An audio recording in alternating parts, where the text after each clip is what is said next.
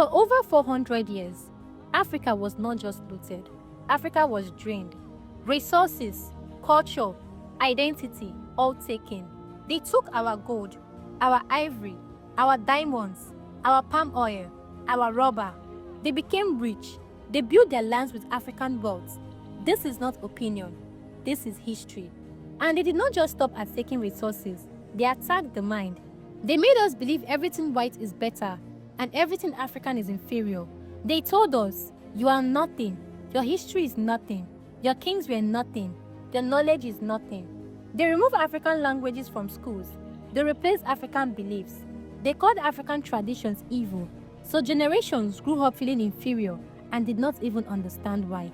Then they taught us their version of history.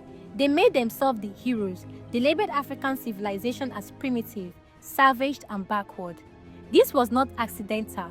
This was calculated strategy.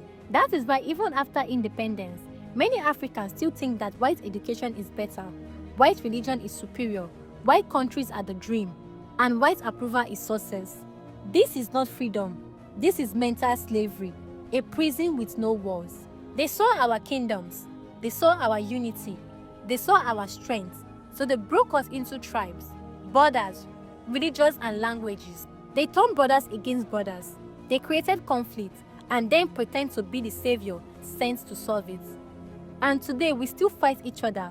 Why they keep taking from us? Because if Africa unites, even just economically, Africa becomes unstoppable. The world still depends on Africa. Africa is not poor.